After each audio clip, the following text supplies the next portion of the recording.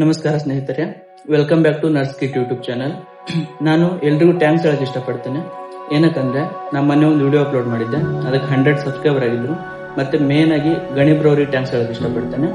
ಮತ್ತು ಯಾರು ಈ ವಿಡಿಯೋನ ಹೊಸದಾಗಿ ನೋಡ್ತಿದ್ದೀರಿ ಎಲ್ರು ಸಬ್ಸ್ಕ್ರೈಬ್ ಮಾಡಿ ಮತ್ತೆ ಹೀಗೆ ಸಪೋರ್ಟ್ ಮಾಡ್ತೀರಿ. ಸುಮ್ಮನೆ ಟೈಮ್ ವೇಸ್ಟ್ ಮಾಡೋದು ಬೇಡ, ಮೇನ್ ಆಗಿ ಕಾನ್ಸೆಪ್ಟ್ ಹೋಗೋಣ. ಇವತ್ತಿನ ಕಾನ್ಸೆಪ್ಟ್ ಏನಂದ್ರೆ career scope after BSc nursing. ಇದರಲ್ಲಿ ನಾವು ಮೇನ್ ಆಗಿ ನೋಡೋದಾದ್ರೆ ಕೆಲವೊಬ್ಬರಿಗೆ ನರ್ಸಿಂಗ್ ಮುಗಿದ್ಮೇಲೆ ಅನ್ಸಿರುತ್ತೆ ನಾವು ವಾರ್ಡರ್ ಡ್ಯೂಟಿ ಮಾಡೋದು ನರ್ಸಿಂಗ್ ಅಷ್ಟೇ, ಬೇರೆ ಕೆಲಸ ಇಲ್ಲ ಅಂತೇಳಿ. ಮತ್ತು ಕೆಲವೊಬ್ರು ತಿಳ್ಕೊಂಡಿರ್ತಾರೆ ಇಲ್ಲ ನರ್ಸಿಂಗ್ ಆದ್ಮೇಲೆ ನರ್ಸಿಂಗ್ ಮಾಡ್ಲಾ ಅಥವಾ ಟೀಚಿಂಗ್ ಫೀಲ್ಡಿಗೆ ಹೋಗ್ಲಾ, ತುಂಬಾ ಕನ್ಫ್ಯೂಷನ್ ಇರುತ್ತೆ. ಅಂತವರಿಗೆ ನಾನೀಗ ಪೂರಾ ನರ್ಸಿಂಗ್ ಸ್ಕೋಪ್ ಏನೇನಿದೆ ಎಲ್ಲವನ್ನೂ ಹೇಳ್ತೇನೆ. ಮತ್ತು ಮೇನ್ ಆಗಿ ಹೇಳೋದಾದ್ರೆ ನಾವು BSc ನರ್ಸಿಂಗ್ 4 ವರ್ಷ ಕಂಪ್ಲೀಟ್ ಮಾಡಿದ್ಮೇಲೆ ನಾವು ರಿಜಿಸ್ಟರ್ಡ್ ನರ್ಸ್ ಆಗಿ ನೇಮಕ ಆಗ್ತೇವೆ. ಆವಾಗ ನಾವು ಒಂದು ಪ್ರೈವೇಟ್ ಹಾಸ್ಪಿಟಲ್ ಆದ್ರೂ ಕೆಲಸ ಮಾಡಬಹುದು ಮತ್ತು ಗೌರ್ಮೆಂಟ್ ಹಾಸ್ಪಿಟಲ್ ಆದ್ರೂ ಕೆಲಸ ಮಾಡಬಹುದು. ಪ್ರೈವೇಟ್ ಹಾಸ್ಪಿಟಲ್ ಆದ್ರೆ ಮಿನಿಮಮ್ 12K to 18K ತನಕ ಕೊಡ್ತಾರೆ. ಮತ್ತೆ ಗೌರ್ಮೆಂಟ್ ಹಾಸ್ಪಿಟಲ್ ಕೆಲಸ ಮಾಡಿದ್ರೆ ಸ್ಟಾರ್ಟಿಂಗ್ 15,000ದಿಂದ ಇರುತ್ತೆ, ಆಮೇಲೆ ಅದು ಹಾಗೆ ಮುಂದುವರ್ಕೊಂತ ಇರುತ್ತೆ.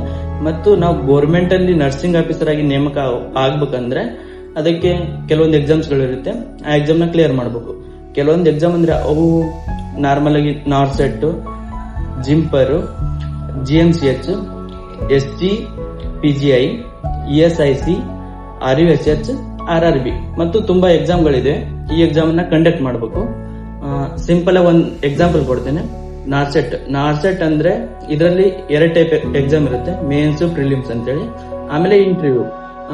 ಇದನ್ನ ಕ್ಲಿಯರ್ ಮಾಡಿದ್ಮೇಲೆ ನಾವು ಒಬ್ಬ ನರ್ಸಿಂಗ್ ಆಫೀಸರ್ ಆಗಿ ಏಮ್ಸ್ ಆಸ್ಪತ್ರೆ ಎಲ್ಲೆಲ್ಲಿದೆ ಅಲ್ಲಿ ಕೆಲಸ ಮಾಡಬಹುದು. ಇಲ್ಲಿ ನಾರ್ಮಲ್ ಸ್ಯಾಲರಿನೇ 80,000 ಇರುತ್ತೆ 2025ರಲ್ಲಿ. ನಾವು ಮತ್ತೆ ಮುಂದೆ ಬರೋ ವರ್ಷಗಳಲ್ಲಿ ಅದು ಜಾಸ್ತಿನೂ ಆಗ್ಬೋದು. ಮತ್ತೆ ಹೈಯರ್ ಎಜುಕೇಶನ್ ಅಂದ್ರೆ ಒಂದು MSc ನರ್ಸಿಂಗ್, ಇನ್ನೊಂದು MPhil ಮತ್ತೆ PhD. ಮೇನ್ ಆಗಿ ಟೀಚಿಂಗ್ ಪ್ರೊಫೆಷನ್ ಅಲ್ಲಿ ಹೋಗ್ಬೇಕಂತ ಯಾರ್ಯಾರಿಗೆ ಆಸೆ ಇರುತ್ತೆ ಅವ್ರು ಇದನ್ನ ಮಾಡ್ಬೋದು. ಥರ್ಡ್ ಒನ್ ಅಂದ್ರೆ ಫಾರಿನ್ ನರ್ಸ್.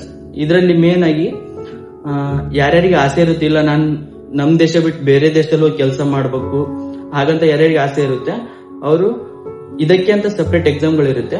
ಆ ಎಕ್ಸಾಮ್ ನ ಕ್ಲಿಯರ್ ಮಾಡಬೇಕು. ಎಕ್ಸಾಂಪಲ್ OET, NCLEX-RN ಮತ್ತೆ IELTS. ಈ ಎಕ್ಸಾಮ್ ನ ಕ್ಲಿಯರ್ ಮಾಡಬೇಕು. ನಿಮ್ಗೆ ಎಕ್ಸಾಂಪಲ್ ಹೇಳೋದಾದ್ರೆ OET ಅಂದ್ರೆ ಒಂದು ಲ್ಯಾಂಗ್ವೇಜ್ ಟೆಸ್ಟ್. ಇದು ನಾರ್ಮಲ್ ಆಗಿ ನಾವು UK, ಐರ್ಲೆಂಡ್ ಅಲ್ಲಿ ಹೋಗ್ಬೇಕಂದ್ರೆ ನಾವು ಈ ಎಕ್ಸಾಮ್ ನ ಕಂಡಕ್ಟ್ ಮಾಡಬೇಕು. NCLEX-RN ಅಂದ್ರೆ ಇದು ಮೇನ್ ಆಗಿ ಅಮೆರಿಕಾ ಬೇಸ್ಡ್ ಎಕ್ಸಾಮ್. ಅಮೆರಿಕಾ ಆಗ್ಲಿ ಕೆನಡಾ ಆಗ್ಲಿ ಇಲ್ಲಿ ಹೋಗ್ಬೋದು. ಮತ್ತು ಥರ್ಡ್ ಒನ್ IELTS ಅಂದ್ರೆ ಇದು American associated language testing exam. ಅಂದ್ರೆ ನೇಟಿವ್ ಲ್ಯಾಂಗ್ವೇಜ್ ಯಾರಿರಲ್ಲ ಅವರು ಆ ದೇಶಕ್ಕೆ ಹೋದ್ರೆ ಅವ್ರಿಗೋಸ್ಕರ ಕಂಡಕ್ಟ್ ಮಾಡ್ತಾರೆ. ಮತ್ತೆ ಇಲ್ಲಿ ನಾರ್ಮಲ್ ಆಗಿ ಸ್ಯಾಲರಿ ಪ್ಯಾಕೇಜ್ ಅಂದ್ರೆ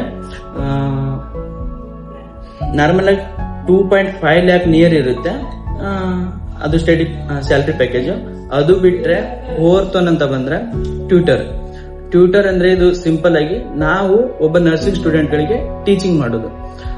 ಇದಕ್ಕೆ ನಾರ್ಮಲ್ ಆಗಿ ನಾವು ಪ್ರೈವೇಟ್ ಹಾಸ್ಪಿಟಲ್ ಆದ್ರೂ ಮಾಡಬಹುದು, ಗೌರ್ಮೆಂಟ್ ಹಾಸ್ಪಿಟಲ್ ಆದ್ರೂ ಮಾಡಬಹುದು. ಇದಕ್ಕೆ ಮೇನ್ ಆಗಿ ನಮ್ಗೆ 2 ವರ್ಷ ಎಕ್ಸ್ಪೀರಿಯನ್ಸ್ ಬೇಕಾಗಿರುತ್ತೆ. 2 ವರ್ಷ ಎಕ್ಸ್ಪೀರಿಯನ್ಸ್ ಅಂದ್ರೆ ಅದು ಟೀಚಿಂಗ್ ಅಲ್ಲೇ ಅಂತಲ್ಲ, ನಾವು ಬೆಡ್ಸೆಟ್ ನರ್ಸ್ ಆಗಿನೂ 2 ವರ್ಷ ಎಕ್ಸ್ಪೀರಿಯನ್ಸ್ ತಗೋಬಹುದು. ಮತ್ತು 5ನೇದಾಗಿ ಕಮ್ಯುನಿಟಿ ಹೆಲ್ತ್ ನರ್ಸಿಂಗ್. ಇದು ಮೇನ್ ಆಗಿ ಜಾಸ್ತಿ ಯಾರು ಇದರಲ್ಲಿ ಆಸಕ್ತಿ ತೋರಿಸ್ತಿರಲ್ಲ, ಬಟ್ ಇದು ಒಂದು good opportunity for mail nurses community health officer ಆಗಲಿಕ್ಕೆ. ಇದು ಒಂದು ಗ್ರೌಂಡ್ ಲೆವೆಲ್ ಇದು ಆಗಿರೋದ್ರಿಂದ ಇದರಲ್ಲಿ ಕೆಲಸ ಏನಂದ್ರೆ ಮೇನ್ ಆಗಿ ಹೆಲ್ತ್ ಅವೇರ್ನೆಸ್ ಪ್ರೋಗ್ರಾಮ್ ಮಾಡ್ತಾರೆ ಮತ್ತು ಡಿಸೀಸ್ ಪ್ರಿವಿಲೆನ್ಸ್ ಅದ್ರ ಬಗ್ಗೆ ಕಲೆಕ್ಟ್ ಮಾಡೋದು ಮತ್ತು ಗ್ರೌಂಡ್ ಲೆವೆಲ್ ಮೆಡಿಕೇಶನ್ ಅನ್ನ ಜನಗಳಿಗೆ ತಲುಪಿಸೋದು, ಆ ಕೆಲಸ ಮಾಡ್ತಿರ್ತಾರೆ. ಇದು ನಾವು ನಾರ್ಮಲ್ ಆಗಿ ಮೇಲ್ ನರ್ಸಸ್ ಎಲ್ಲ ಇದನ್ನ ಮಾಡಬಹುದು. ಮತ್ತು 5ನೇದಕ್ಕೆ ಬಂದ್ರೆ ನಾರ್ಮಲ್ ಆಗಿ ಸಿವಿಲ್ ಸರ್ವಿಸ್ ಅಂದ್ರೆ ಕೆಲವೊಮ್ಮೆ ನಮ್ಮ ಮನೆಯಲ್ಲೆಲ್ಲ ಹೇಳಿರ್ತಾರೆ ಇಲ್ಲ ನೀನ್ ನರ್ಸಿಂಗ್ ಎಲ್ಲ ಓದೋದ್ ಬಿಟ್ಟು IAS ಎಕ್ಸಾಮ್ ಬರಿ, ಅದು ಬರಿ.